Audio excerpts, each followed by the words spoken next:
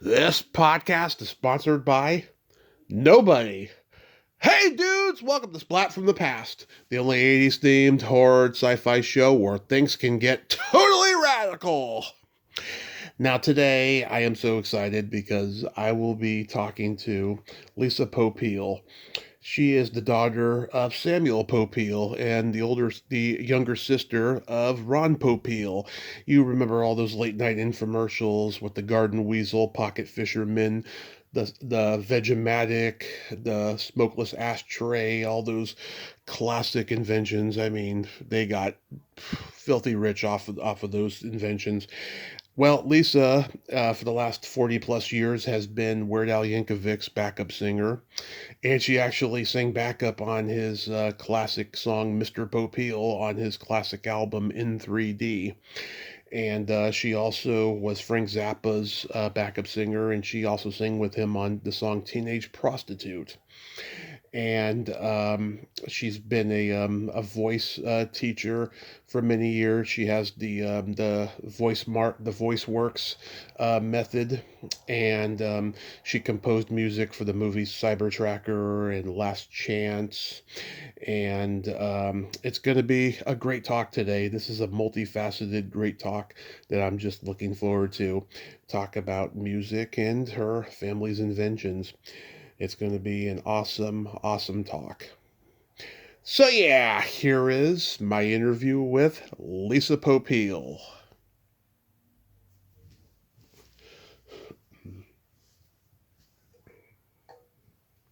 So, going back in time, I read that you began playing piano at the age of 4 and you were voice training at the age of 6. So, growing up in a household of the Popeil family with gadgets and inventions, was music kind of your sanctuary from all the insanity? No, it wasn't insane at all. My dad did most of his work. He had a factory, and with as many as 200 people working for him during the holiday season. So music was just one more way that my lovely mother gave me an opportunity to see what I liked, see what I was good at. We had a baby grand piano, and my dad had some musical talent. In fact, he learned to play piano 20 lessons by mail, which is astounding to me. And so we had this piano there, and my mother said, "Would you like piano lessons?" And I said, "Okay." And that was the start of that. And then when I was 6, she goes, "Would you like to take singing lessons?" Okay. Now, I said okay to everything. I was willing to try anything, and found out fairly soon that an athlete I was not. I did ice skating, we did horseback riding, so anything that was cold, I wasn't good at. It just made me miserable. I still, living in Southern California, if it's under, 65 degrees, I've got my battery-operated socks and gloves ready to go. People make fun of me when I come into my outdoor yoga classes completely electrified, but comfortable. So the only thing that I stuck with was piano, because it was warm. It was in Chicago. It was inside, and I found it fascinating. I found the mechanics fascinating, and what makes art. How do you not just push the buttons, the keys on the piano? How do you make it so that it makes people feel things? It makes me, as the pianist, feel things. When I was 6, there was this school in Chicago called Jack and Jill Players on Wabash Avenue. And they did musical theater, for kids. And so I can't say that my first teacher really knew anything about singing. She basically yelled at me, "Louder, Lisa, louder." So I would be louder and kind of belt out 76 trombones. I felt very comfortable on stage. I knew that early on, kind of a ham. And by the time I was 7, I was having vocal problems. Not that I remember, but my mother noticed that maybe I was hoarse. And so there was a music teacher at my little school, and she was classical, German, and she only worked with adults, and she didn't work with 7-year-olds. And my mother bullied her into accepting me as her student. Mm-hmm. My mother actually said to her, "What am I supposed to do? Take it another crappy singing teacher?" So, as she said, she acquiesced, my singing teacher, and at the age of 7, I started like serious classical voice training in different languages, French and German and Italian, and I felt honored that she would work with me and introduce me to this world of history and physicality and emotion and acting and just the skills of being a musician. And I was with her continuously until I was 15, and we moved to California. So I have to give Madame Gisela Göttling a big shout out. She passed away several years ago, and I stayed close with her till the end because she took a chance. She allowed herself to be bullied into accepting me as a student. And by the way, that was not unusual at the time. And this was in the mid 1960s. Uh-huh. And classical singing teachers felt that it was dangerous to begin classical voice training below the age of 14. When you're a semi-adult, which I think is not right, because in my view, my real calling in life is to be a singing teacher, and if kids are going to sing, I feel that they should, they're going to do it anyway. They might as well learn certain things right away, and to be able to sing in different styles and not be trapped into either classical or pop or just because it's this instrument that you carry around with you that is absolutely unique in the history of man and will never happen again. And I've worked with twins, and I even had the pleasure of working with triplets once, and they all looked a little different, though they were supposedly identical, and they all had their own unique sound, very, very similar, but not the same. So I always tell my students to explore and honor their unique voice. An instrument, unlike a piano or a cello or drums or almost any large instrument, you just carry it around with you all the time. Yeah. I grew up on those Ronco late night infomercials and stuff. And your dad, your brother, I mean, they were just pioneers in so many ways. I mean, they did stuff that I don't think you could do nowadays because, with the internet and the startup companies, we got the scam culture. We got people like Elizabeth Holmes inventing Theramos. She made millions before she got caught. It's a completely different world now. I don't think anybody could come out of the woodwork like your dad did or your brother did and come up with all these new inventions and they actually work. It's a different time now. The family, my brother Ron and my father Samuel Sam Popeil, really come from quite a long line of Jewish pitchmen or knife sharpeners, or just things, be in the streets of New York and selling their wares. And I was trying in the 90s to produce a documentary. I did not succeed because I couldn't get the funding for it, but it was called "Isn't That Amazing? The Kitchen Gadget Dynasty." And so they were really only two of what had been at some point 17 members of the family who were pitchmen. I should say demonstrators, because there's pitchmen who stand there and sort of talk, and then the demonstrators are also pitchmen, but they're a little more performance arty, and they have good hand skills. And so my father was born in 1915, and he had all kinds of his cousins, the Morris family, including his cousin Arnold the Knife Morris, who was really the inventor of the marketing campaign for the Ginsu knife, which is an interesting story. And Arnold was a character. They were all characters. And sometimes they had these, I would say mostly had these canned spiels that they did that worked and were funny, and they told mother-in-law jokes. And always had the same kind of, you can slice the onion and there'll be no tears, and just certain lines that they would use over and over again. So it was an interesting combination of selling, marketing, and acting, really, like being stand-up comedians, excuse me, but using their hands. And then in the 1950s, when television started, one could buy very inexpensive commercial time late at night. Yeah. And, I mean, like few dollars, you could buy a 30-second spot or a minute spot. And that was this opportunity to take this show that had been done at county fairs or racetracks or boardwalks, or in Ron's case, he became very well known at the Woolworth store on State Street in Chicago. Mm-hmm. And he was very handsome, and every time at lunch he would have his little table and his vegetables set up. And I hear that the secretaries would come out during their lunch break to eat their sandwiches and to watch Ron do his show.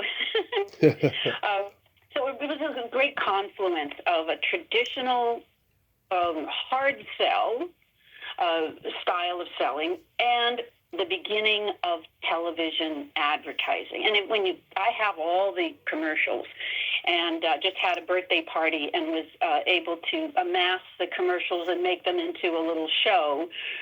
There's also been museum exhibits, sort of Americana. One is called The Appeal. Oh, it's called But Wait, There's More. The Appeal and Spiel of Popeil and Ronco. And all the products for both my dad and my brother were arrayed as museum exhibits, but interactive. It was so magical. And people would come up, as I visited, it was in Illinois, and people would come up to me and they'd tell me their stories about their Vegematic, or their Pocket Fisherman, or their Showtime rotisseries. And some of them had these products in their shelf that they maybe used once. But as my dad said, these aren't for using as much as they are for gifting, for giving. What do you get your dad for Christmas? What do you get your mom for Mother's Day? And there's a lot of humor associated with the selling part. Yeah. And how people like to be sold to. If you can do it in a way that is captivating, it creates excitement on both ends, the seller and the buyer. Yeah, and I'm such a pop culture nerd. I can tell you anytime those products were ever referenced in anything. Of course, Gallagher did the Sledge-O-Matic after he saw the Vegematic infomercial one night. He created that comedy bit. Hoyt Axton and Gremlins saying he invented the smokeless ashtray. Alice Cooper did a song called "I Love America" where he references the Pocket Fisherman in that song. So I mean, they touched a pop cultural touchstone, Oh, I'm going to have to get that list from you. I was, years ago, was in Philadelphia at the airport, and Gallagher was there. Mm-hmm. So I'm trying to think of what we spoke about. But I went up to him and told him who I was, and we chatted, and he was, just a very nice guy. And I just thought it was a little odd that he had made his living off the Sledge-O-Matic sketch. But we had a nice conversation, and I just love how people, when they remember their childhoods fondly, that's a beautiful thing. Even if it's just watching television and really low-rent commercials that are terrible quality, like the Vegematic and several other of my dad's products. The demonstrator was his brother named Raymond Popeil, Ray Popeil. He was my Uncle Ray. Mm-hmm. And I watch these commercials now, and the guy has, no hand skills. It's just he just does what he needs to do, and then he takes his hands back. So I just thought that was funny, how you sort of keep things as much in the family as you can, even if they're not that good at it. Yeah. I remember once in the 70s, we were watching Saturday Night Live, my dad and I. Yeah. And we were watching Dan Aykroyd's. The Bassomatic. We were watching the Bassomatic, and while he was watching the television, I was watching my dad, and he had a smile on his face. He just thought it was wonderful. it really gave him a sense of, I don't know, my dad had a terrific sense of humor. Yeah. And he got it, and he thought it was hysterical. And it still is. The documentary that I had hoped to make in around 1990, I had planned for Dan Aykroyd to narrate it.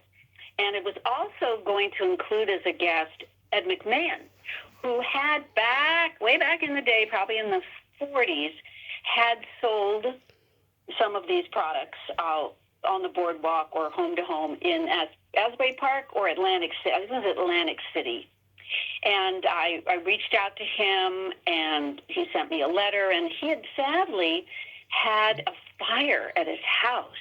And so all the souvenirs he had from that era were all gone.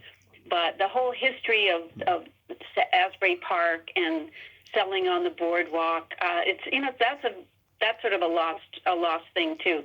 Mm-hmm. And when I go to county fairs, you still see it. Mostly pots and pans, but I always just stand there and just watch these guys do their thing hour after hour. I mean, I don't stand there for hour after hour, but I like to watch them and see, have they added anything to the art of the pitch? Is it traditional? And I gotta say, they're talking the same way, telling the same, maybe not the mother-in-law jokes, but otherwise they're using a traditional approach, and it's fascinating. There was a time where there was some illegal stuff going on in that business. Uh-huh. I think they were called jams. Have you ever heard of that? A jam? Jam. No. Spelling pitch. I don't know if it was Coney Island, and I don't know if it was even my family involved, but a jam was, how did it go? But it was something like you get a crowd there, and you make certain promises, and you keep lowering the price, and the result was that people would give you their last dollar or coin so that they couldn't even get home on the bus.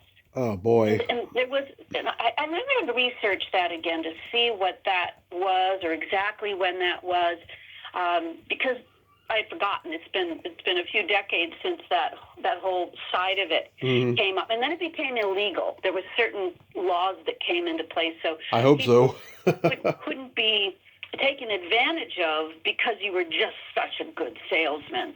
But they just couldn't think straight. And they had to have something that they didn't need or want, but they got sucked into this performance. Yeah, that's part of Americana too, but short-lived probably, and probably full of legalese. But we can talk later. I want to find out more about where things are referenced that I just didn't know about. That's off the top of my head, all the stuff that I mentioned. But yeah, I mean, I could give you some background on the Bassomatic. I heard Dan Aykroyd tell the story. He pitched that sketch to Lorne Michaels, Chevy Chase, and Paul Simon at dinner one night, and Paul Simon laughed the hardest out of all of them, and that's how the Bassomatic got on TV. Oh, I didn't know that. That's great. That's a great. That's great. Yeah. I'm trying to think. There was something else I guess it leads to Weird Al, doesn't it? Yeah. So it was around 1983 when I got a phone call from Al's then manager and current manager, Jay Levy. And Jay said that Al had written a song. It's not completely about my family. It's a song about called Mr. Popeil, but it was about any of those late night pitchmen, and would I be interested in singing backup on it? And so, of course, I said yes. And then that was the beginning, and that is based on a B-52 song. Yep. Is it Rock Lobster? I think is what it's. But it's not a parody. It's kind of original. It's kind of Private Idaho like. Yes. Yeah, exactly. And I have performed it with him over the years. It's quite a challenging song for people who are musicians. If they look at the structure of the song, it's surprisingly complex. Yeah. But that was the beginning of a long and wonderful relationship with Al over the years, watching him rise to national icon status. Very happy for him. Yeah. I think he's still sometimes shocked about that. It's like, this isn't supposed to happen when you make demos in a college bathroom. Yeah. Yeah. You never know what the public likes, and public likes funny and clever. They like it. Well, and I'm glad. Well, he had Dr. Demento in his corner and still does. And, he was a big contributor to his success. And I've been a Weird Al fan my whole life. My brother had in 3D on cassette when he was a kid. He's 9 years older than me. But when Bad Hair Day came out, I was 13, and that was the first Weird Al album I actually bought. And then next thing you know, I bought every one of the albums. I became obsessed with Al off of that. Like, the first time I saw him was when he did Fat. And I like that, but that, I don't know, something about Bad Hair Day made me appreciate what a genius he is. Mm-hmm. Well, last year's tour, which I was not on last year or this year, but I toured with him in 2019. Yeah. And at the time, he didn't do any. He had sort of taken a break from Michael Jackson and costumes, and so last year he was back at it, and I saw him in Las Vegas, and it was just, oh my gosh, the video is for Fat is unbelievable. And he did it. He did, and I was sitting close to the stage, and it was an amazing prosthetic and outfit, and he definitely gives his all. He doesn't phone a performance in. He saves his energy. I mean, he's no spring chicken, but you wouldn't know it when you see him on stage. He is just limber as always, and just 120% for the audience. So and when I toured, it was just so amazing to be able to be right in the front, right center stage, right behind him, and to look out at thousands of happy faces. Even if it was raining and they'd just be in their little plastic coats, to see happy faces, to see people who, a lot of people were sort of on the outskirts of, I don't know what people might think of as successful society, but they're nerds, they're passionate, they're on the spectrum, whatever, and he's their guy. He makes them feel not only okay about themselves, they feel wonderful. He makes his audience and his fans feel wonderful about themselves. And that's just a beautiful thing. So even if, when you're not in the mood, I mean, I've performed my whole life, and sometimes, you're not feeling well, but it doesn't matter. You go out and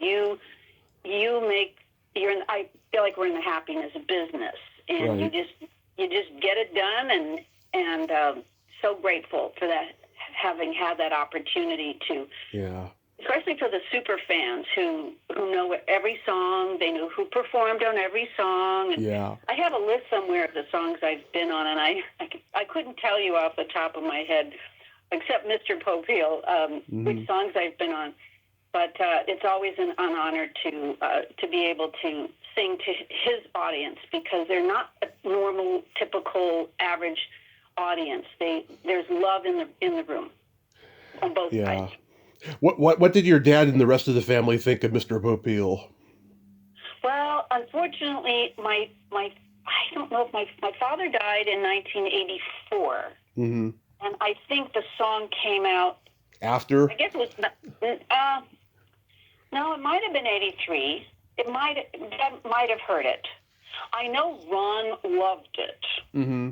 Ron actually used it and got permission from Al to use it on some television show he was on. Ron did a lot of magazine articles and interviews, and Ron never had a PR agent. He never needed one. He would just get invitations all the time to be a guest star, and so I know he did play Mr. Popeil as a sort of walk-on music on more than one occasion.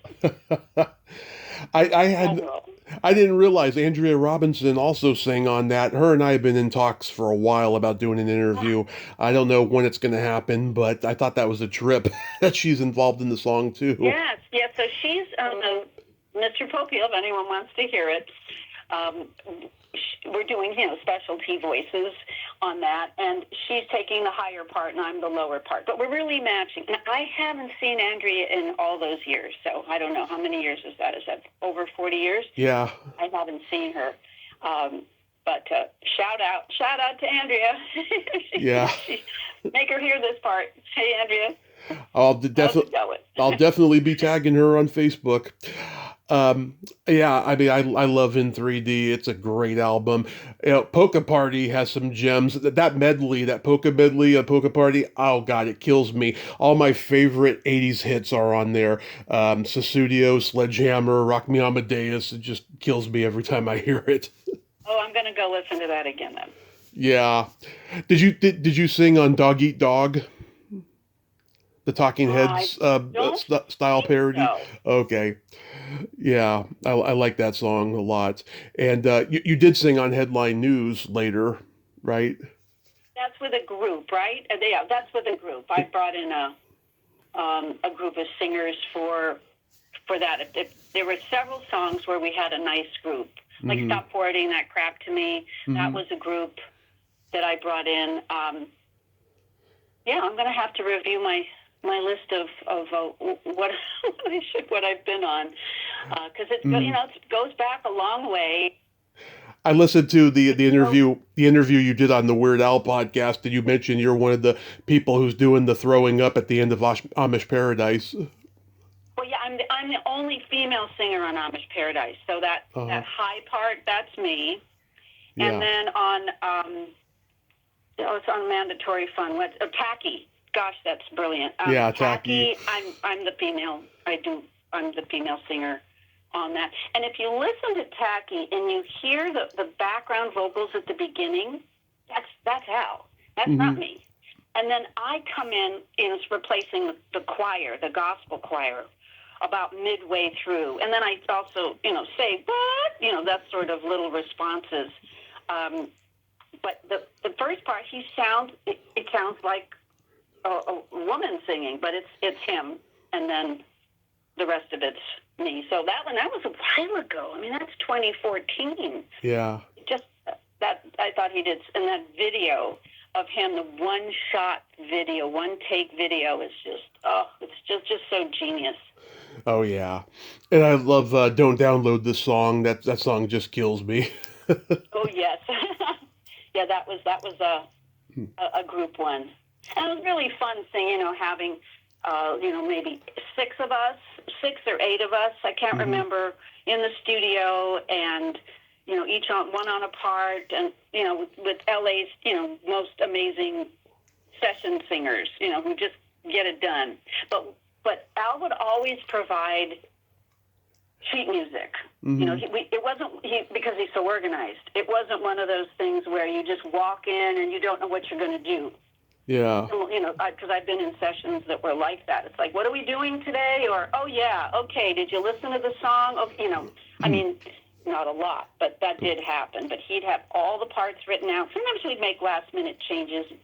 He is quite the perfectionist on moving parts, moving voices, higher, lower. Lisa, you take that part, and Monique, you take that part, and just hearing how that sounds. And interestingly, he also listens and asks for and listens to other people's suggestions. Oh yeah, which is very interesting. He's not like it's my way or the highway. He'll ask because he respects other people's opinions because they have a lot of experience in harmonies or session singing, and so it's definitely a group effort.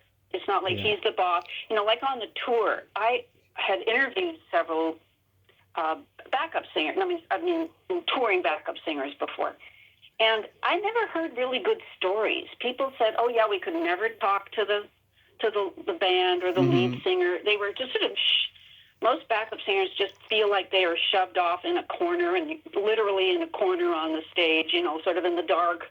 And it wasn't like that on the 2019 tour that I did. It was, well, of course, I'd known the musicians since the early 80s and I'm friends with all of them. Yeah. But when you're sleeping on a bus, and then you'd get dropped off at a nice hotel. We had nice hotels. We didn't have to share rooms. We had our own room.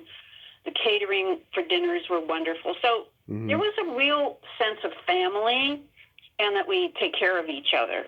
But I haven't heard that from other stories. Of course, I haven't talked to everyone. I've just talked to a few backup singers who just felt, it was great, they got paid and it was great performing, but they didn't feel the love. They didn't feel the sense of that they were a vital part of the family that tours together. It was just, they was just doing a job. And so we all had a wonderful experience.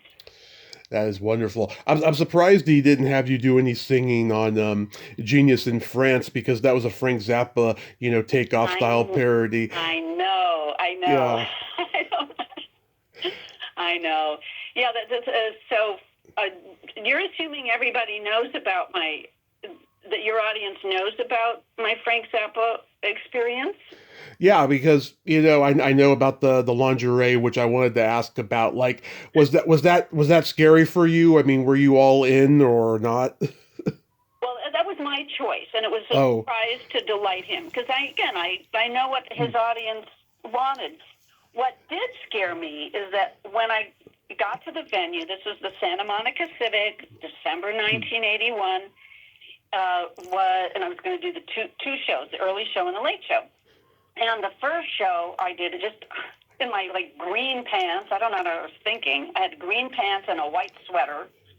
And the second show, I just knew he'd really like what I had in mind. I had gone to Trashy Lingerie, which is a famous lingerie store. I believe it's still there on La Cienega in L.A. And I bought a bra and panties. I bought French hose with a garter belt. That's the hose with the seam up the back. Yeah. High heels that, I'm surprised I didn't fall over. Mm-hmm. And a little French maid's apron. And so, and then I bought 8 yards of black nylon. And so I don't think he saw it. I had it on backstage. So I got a funny photo of Steve Vai giving me the side eye as I'm in this outfit. Like, what? Yeah. What are you wearing? But I came out on stage and all in the 8 yards of black fabric. Mm-hmm. And I stood there after he introduced me in the middle of the stage, and I slowly unwrapped myself. And now I'm standing in this ridiculous outfit. And no one up to that point, not even Prince, had been on the rock stage in lingerie. At some point, and I don't remember when, it must have been before I went on, this was what scared me. Frank said, "What do you think if we took all your clothes off and slathered you in a mixture of kaopectate and mayonnaise?" And I'm game, but I'm not that game. But yeah. I guess I was that game, because I said, "Well, won't we get in trouble?" And he said, "No." And so I went, "Well, okay," but I was hoping it wouldn't happen. And it didn't happen, because that's all that people would have remembered. Yeah. I did, it was just, and I guess there was a reference to maybe some other song that he had mentioned, kaopectate and mayonnaise or something, and mm-hmm. So it was kind of a callback to something. I didn't know, but I'm so glad it didn't happen, because the not only was the outfit, like, people were like freaking out, the guys, because he had a mostly guy audience. Yeah. Is that I took the apron off midway, so now I'm just in bra and singing. I was singing in an operatic way with jazz stylings. Yeah. So it was supposed to be funny. That's my job with Frank, was to try to memorize. My goal with him being in the band for a while was to try to memorize 4 hours of unplayable keyboard music that I had never heard before, and sing in this funny way that was comedic. Because it was really making fun of classical singing, but mm-hmm. it also was it just seemed like the right thing to do. So when he'd come into rehearsals, I would, I'd hit the high D's or make strange vocal sounds, and he'd laugh so hard he'd fall off his stool, and I knew that was a win. At least for that moment was a win. So I performed last year a few times with two different Zappa tribute bands. One is Stinkfoot Orchestra, fantastic band. They're 14 members, including a horn section. What a treat! Yeah. And they're up in the Bay Area. They're actually going to be in Ventura, they're doing a tour. And also another band called Band from Utopia. And I got to perform in November at the Baked Potato, this famous traditional fusion jazz club in Universal City in LA. And it was just such a treat to finally get to stand on stage. And I just did one song. I just do Teenage Prostitute, which is, I think it's a little gem. Yeah, I do too. Gem. It's unique, and I think it's quite wonderful. And because a lot of the songs of Frank's I didn't like. In fact, after the show, I would go to the studio, and he had this Spiders of Mystery. I don't know. It was something with spiders in it. And it was quite misogynistic. Yeah. And I told him no, I didn't want to do it. Because they had, a lot of his songs were, I thought, juvenile, but not in a clever way like Al. It was just juvenile, like mean-spirited. Right. And so, so I'm one of the few people who'd say, no, I'm not doing that. But so I guess I did 3 songs that night at the Santa Monica Civic. So it was Teenage Prostitute, and then Lisa's Life Story, which is available on YouTube. Oh. Not the visual, just the audio, because he put it on a CD. And that, a little backstory on that one was that during rehearsal, I had created this, like, Sprechstimme, it's called, pretentious classical term, to mean it's sort of semi-spoken. Yeah. And it was about the kind of guys I like and my life, a little strange life story. And so he said, let's do that. But it's semi-improvised. I mean, I had some of the lines created from rehearsal. And so that's wild. And then what my favorite, most clever line was how I like, the way I like my men is tall and blonde, and which he's not, obviously. Yeah. And I just thought that was funny. And then the other one, he said, right that night, he said, let's do Dangerous Kitchen. Mm-hmm. And I'd heard his version of it, and that's Sprechstimme too, where he's kind of, the dangerous kitchen, for one thing, it's another. So I said, well, I don't know it. He goes, well, here are the lyrics. So I have some great photos. John Livesey just went nuts that night with the photos, and I'm just so thrilled to have those as a memento of my magical evening. Anyway, so I did Dangerous Kitchen. It's quite long. I have since performed it, but it's long. It's a fantastic story that we can all relate to. The idea of you haven't cleaned out your refrigerator for a while, or cleaned your kitchen, and you go in and you're hungry or you're thirsty and you're just disgusting. I just think it's such a brilliant song that is, where how dangerous a kitchen can be if you let it go. And then after that, I went and visited, went to the studio. We tried a few things, and that was it. And my mother was there for the performance, and she was very ambitious for me, and she said, okay, enough of that. Now, let's get serious, Lisa, about you having a career. So that's when I worked with a producer, and I made an album, and, we poured a lot of money at that career. And I quit. I gave it a good 6 years before I said, okay, I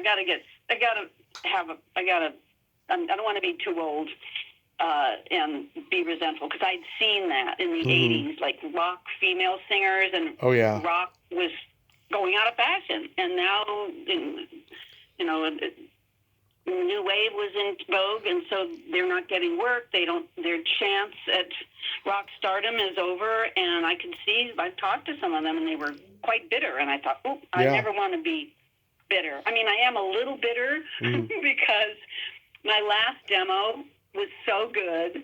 I wanted to write a hit song because people would say, Lisa, you know, you're great, blah, blah, blah, but you need to write a hit. So I wrote 3 songs. They're on my Spotify. I think they're the first 3 on my Spotify channel. And I wrote them, and I played all the instruments. And to me, they're 3 hits that never worked. Mm-hmm. And I still enjoy listening to them a lot. Yeah. But after that, after I didn't get an immediate record deal, after that I went, okay, that's it. And I called my manager at the time, and I said, Andy Howard. I said, Andy, I need to talk to you. She said, you're quitting the business. I said, yeah. And she goes, I get it. You know, because I heard her, you know, slamming the phone down in frustration with other clients, and I didn't want to waste her time, and I didn't want to waste my time. So I gave it everything I had, and my family was so supportive, and I've got great photos and some great recordings, some awful recordings, but I really worked hard at it, and then I had an opportunity to teach, and then it was like a lightning bolt of, oh, wow, this is what I want to do for the rest of my life, because everything I'd ever done, from composition, piano, pop songwriting, acting, everything I'd ever done in classes, psychology, classical singing, pop singing, jazz singing, soul singing, belting, musical theater belting, everything I could use.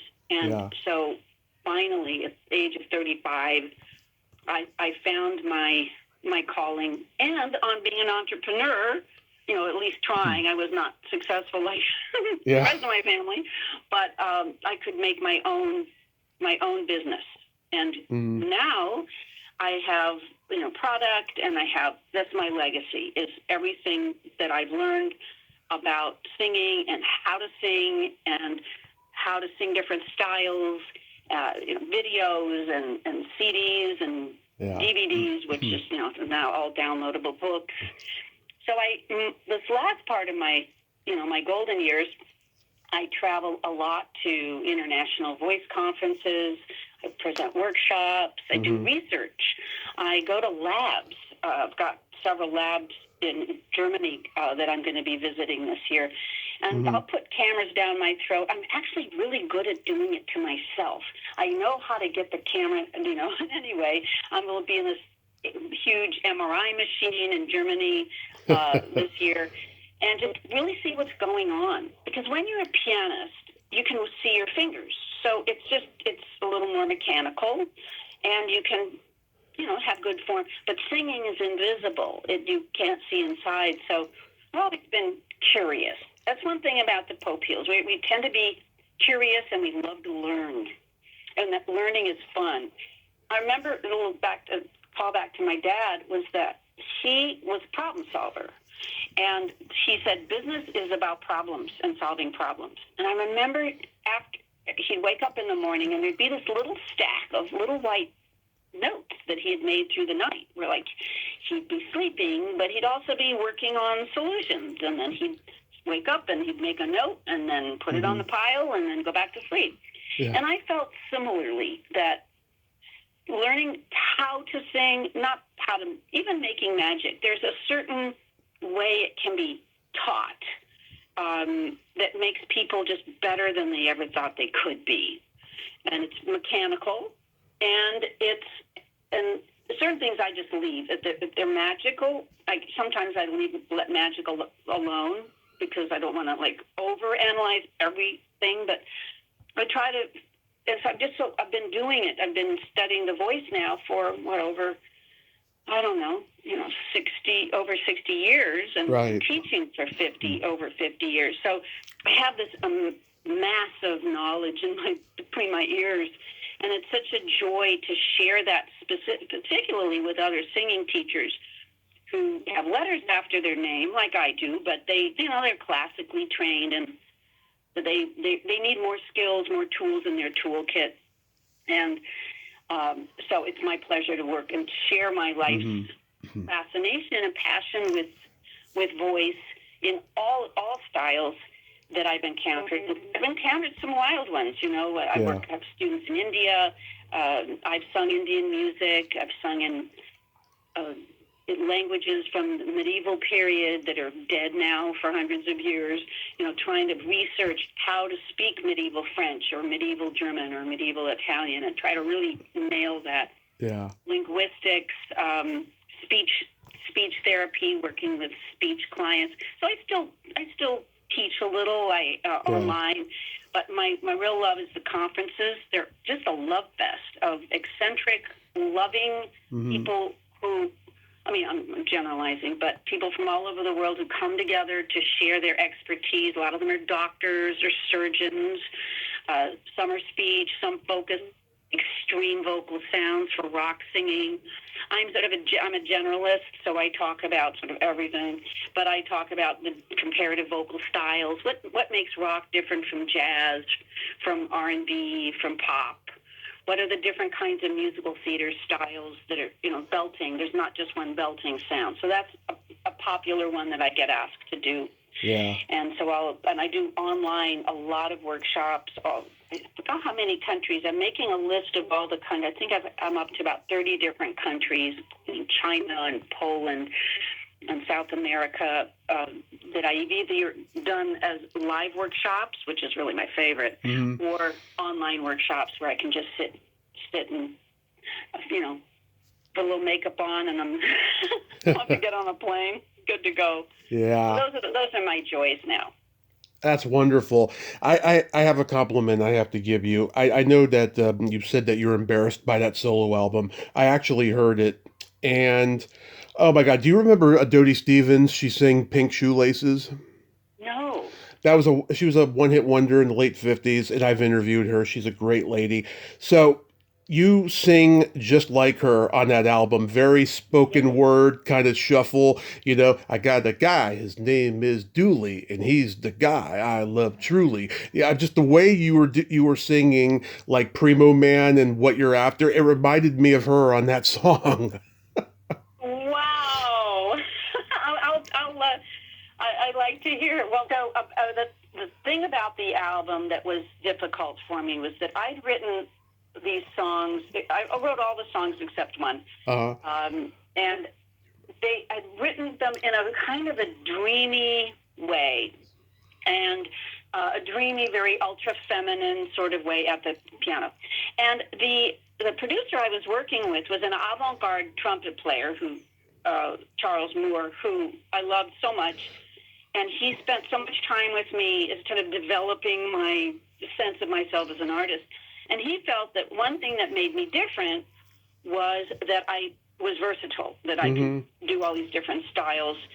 And so he wanted to make the album show diversity. And there's just too much going on. And every song goes from a reggae section to a jazz section, and it's like 48 tracks and then I was just starting to be able to sing it seriously in the studio. I started when I was 15, but it was basically record, I sing, stop recording. But this was a lot of kind of working, trying to figure out how to sing, because it wasn't my style. I was trying to match the music that he was creating. Yeah. And the problem was I didn't know how to do takes. I had trouble matching my voice. So I do something, and then we cut it, and then so back in those days with the big tapes, you might do 8 versions of a verse, and then it would all be pieced together. So it's really piecemeal sounding to me, and the music it's so different than the original songs. And then I realized that people, they want you to sound the same from song to song on an album. They want to know who you are, and they want to know what the music is. And so it was too avant-garde, I think, for the pop market. Yeah. But it gave me the opportunity to get some solid time in at studios, fantastic studios, historic studios. What a treat. Yeah. And to work with phenomenal musicians that have, really are quite well known now. And so it was, to me, like a dress rehearsal. But I also learned that what people like is identifiability. And I think there's just too much going on, too much musically, and I just don't think it sounds that good either. So I used to cry a lot in the studio with Charles, and he would just say, "You just sing. I got this. You know, you just sing." And okay, because the problem really was that I didn't know how to explain what I liked. I only knew what I didn't like, but I didn't have a solution or a guidance for what I would have liked. That was the last time that happened. I knew from then on exactly what I wanted from a demo. Yeah, from all my several years of demo making, and I could explain it. So it was a learning process. I love those. I love those Steve Miller keyboards, those mid-70s like Fly Like an Eagle type keyboards that play throughout the album. I thought they were cool. I wonder if I did those or if someone else did. I can't remember now because I have a PTSD about it. Yeah. So I don't listen to the song. So now I have to go back and look, like, you know, how much did I actually play on it? Yeah, I'm not sure. Probably a lot. So I'll have to look again and see and just get over myself. I saw that picture of you with Joan Collins. Do you have any anecdotes about her? Yes. I hope she doesn't hear this. Okay. Unlikely that she will. So I had a PR agent, Norman Winter, who was, you know, like Michael Jackson was his client and Joan Collins was his client. And when it came time for our record party, the record opening party, we held it at Chasen's, which was a famous restaurant in Hollywood, and she had just finished the famous cliffhanger episode of Dynasty, and so she had this reputation of being, let's say, the B word. Yeah. And because of her character on the show. And so Norm said, you know what? Norman Winter said to his client, Joan, says, I've got this artist, she's great, and we're going to do this party, and it would be so good for your image. He was very persuasive. I'm not paraphrasing him well, I'm sure, but it would be so great if you could show what a generous person you are with young artists, you know, throwing your support behind young talent. And that we could get, you know, maybe you could get the rest of the cast of Dynasty there. So, we picked her up. Oh, we had a limo. I was wearing a blue satin outfit, and we picked her up at her house in LA, and she was wearing a white satin dress. And I got out of the car, and Norman had all the paparazzi there. The paparazzi, I'd never had that, you know, the flashlight, flash bulbs.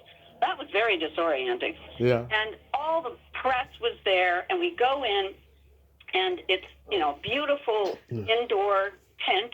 I mean, it's indoor, but it's semi-outdoors. And there's a bar, and I can't remember what the food was. It was I guess there were tables, and I don't remember that. I don't remember if there was any food served. I just remember there was a bar, and I was being interviewed, blah, blah, blah, blah, blah, and we have nice photos of me and Joan. Well, and she brought most of the cast of Dynasty was there, and they were lovely. And even Prince came. That's not, Wow. I never met him. But someone said, yes, he was there in the corner, as was his style of being, you know, so shy he couldn't talk to people. And he didn't, I don't know how long he stayed, but he probably stayed for Primo Man, which sadly cleared the dance floor, and then he left. But so I never did meet him. It was full of people, and my mother was there, and Ron was there, and I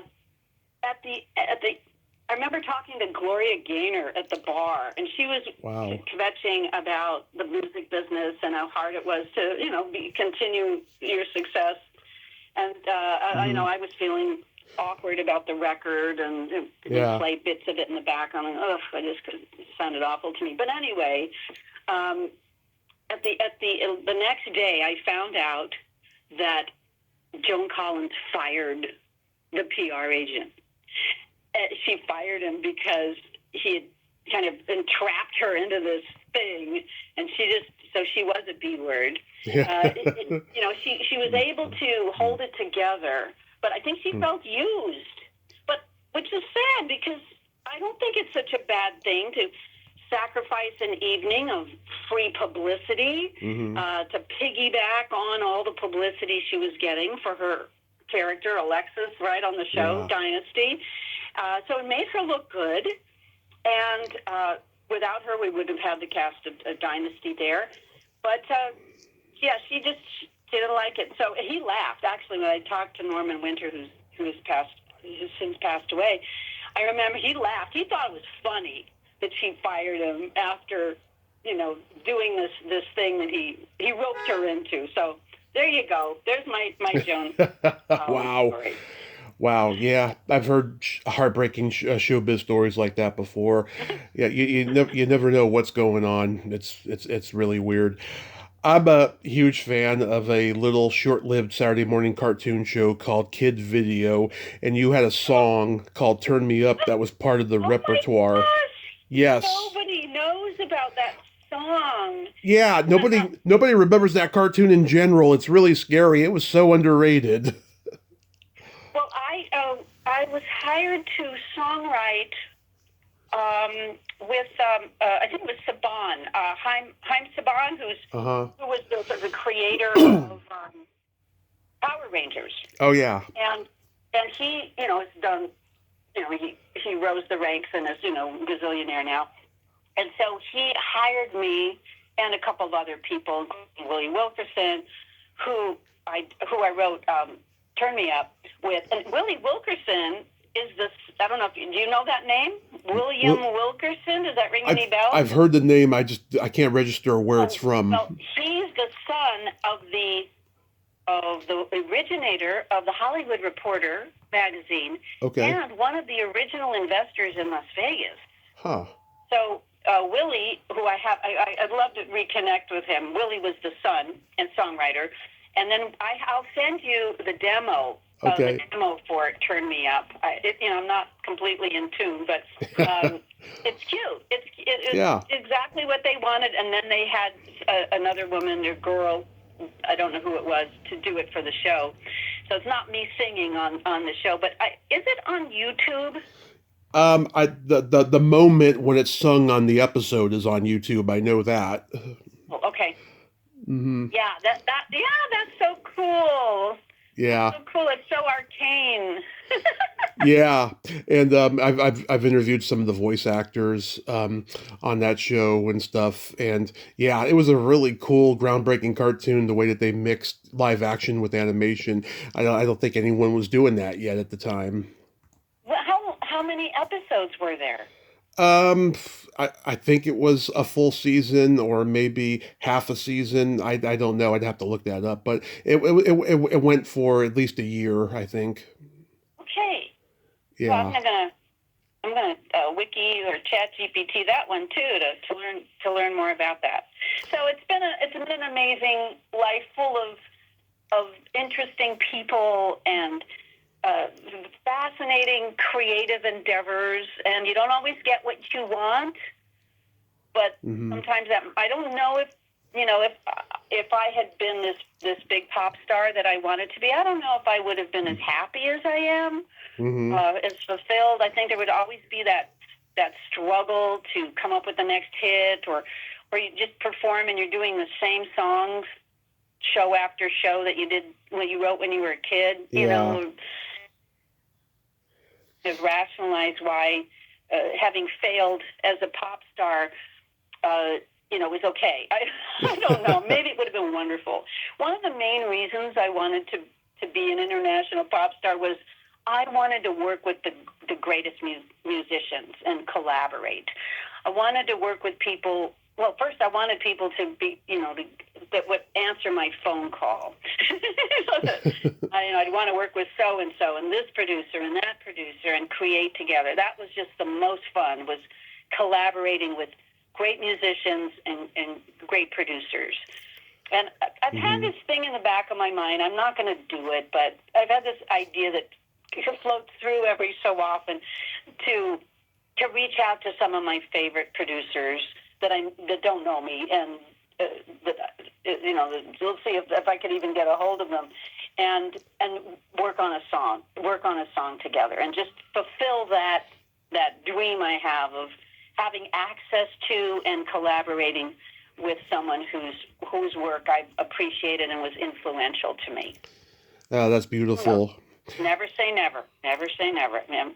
In full health, full of vim and vigor, tons of energy, so never say never. So what's next on your travels?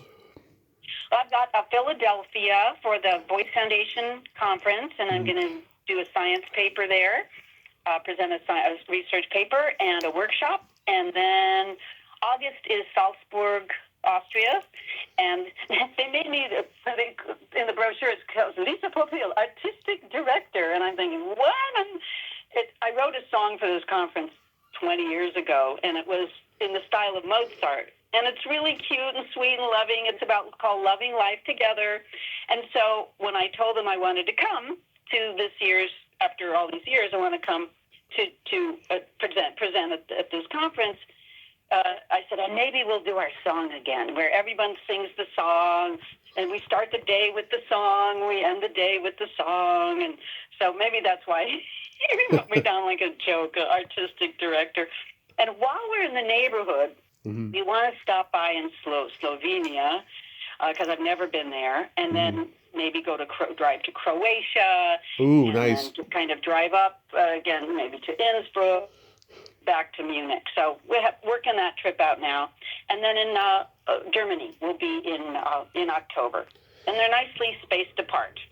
But I just came back from Istanbul 2 weeks ago, had a wonderful time. Some of my colleagues canceled for understandable reasons, but I felt like I could just get hit by a car anytime I crossed the street.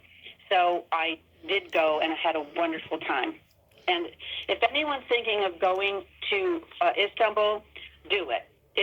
It's a fabulous place to visit. The food is out of this world, and the people it's very secular. It's not in Istanbul. You can just be whatever you want to be, look however you want to look, and they don't care. It's just you can be yourself there. Even though we think of it as a very conservative, and it does have that element, it's an amazing confluence of modern and historic, and live and let live. So I highly recommend it. The airport is not to be believed. It's like I just want to live in that airport. It's so beautiful and comfortable, and they're very good with security. They like major security at the airport, much more so than we have here. So it feels, at least for now, it feels safe. And I saw your YouTube channel. You know another guest of mine, Bob Cowsill. Yes, I interviewed him some years ago, and it was so great to hear him talk about his history of, the whole family. And I've seen the video, the documentaries on them. What an interesting and kind of sad situation. There's a lot of death there. Well, of course, we're all old now, but I still love that song. I still listen to that song, the Flower Girl. Yeah, I'm friends with Louise, who made that documentary, and it was tough for her to do it because she's such a fan of theirs, but she's glad she did it. And I've talked to Bob, Susan, John. They're all great people, and they've been through a lot. They are. Yes. Great people. Yes, they are. Yeah. Great but people. big thumbs up. Oh, I'm glad you got to watch that too. Yeah, he's lovely. Yes. Interesting. So real quick, we have to play my secret silly game. This is a game that Al would have done on his Al TV specials if he had thought of it first. This is a series of silly slumber party questions. It's no win or lose. It's just pure fun.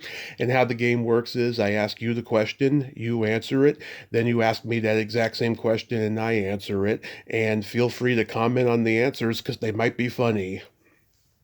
Oh, I'm scared. Okay, go ahead. Hit it. Lisa, are you ticklish?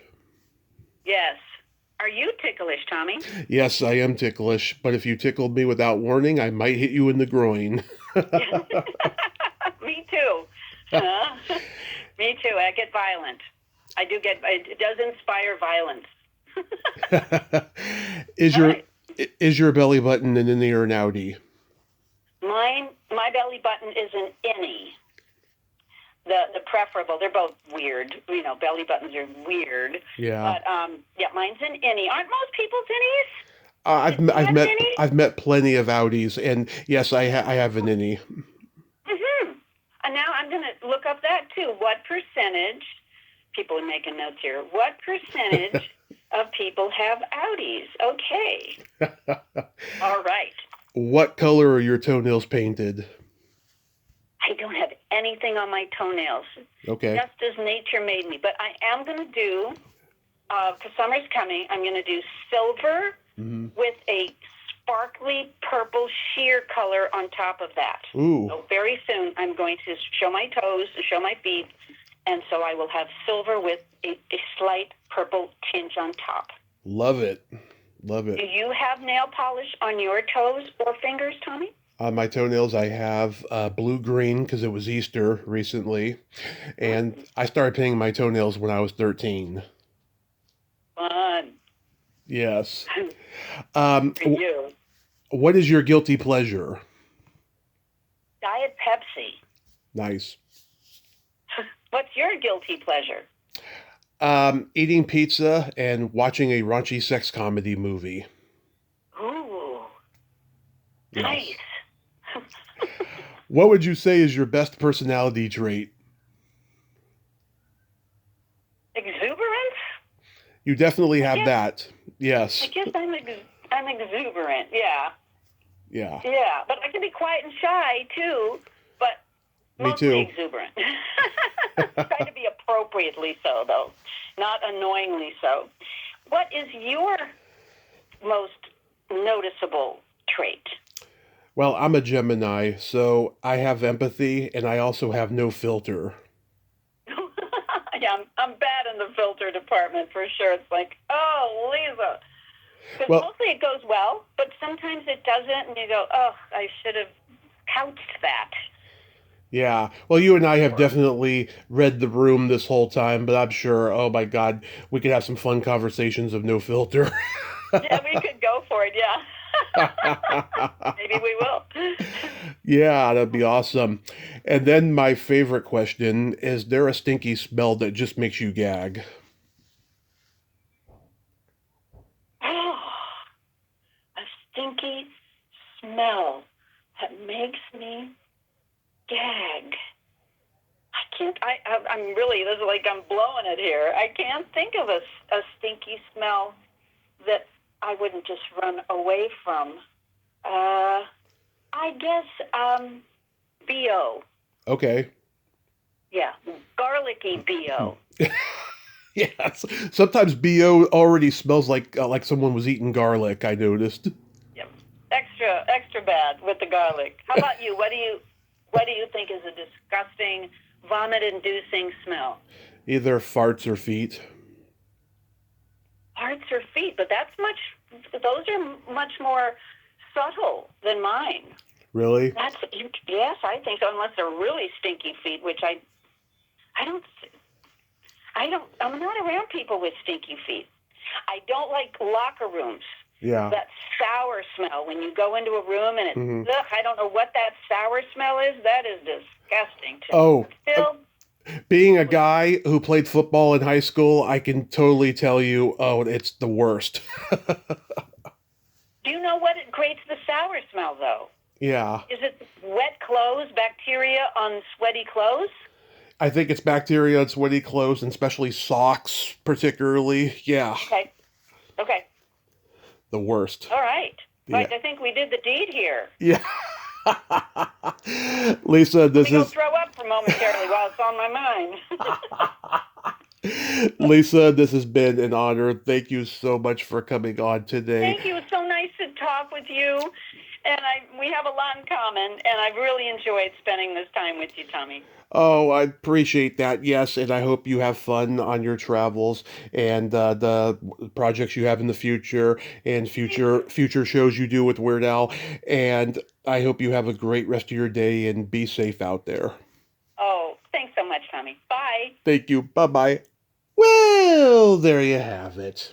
Lisa Popeil, ain't she a sweetheart? Oh my God.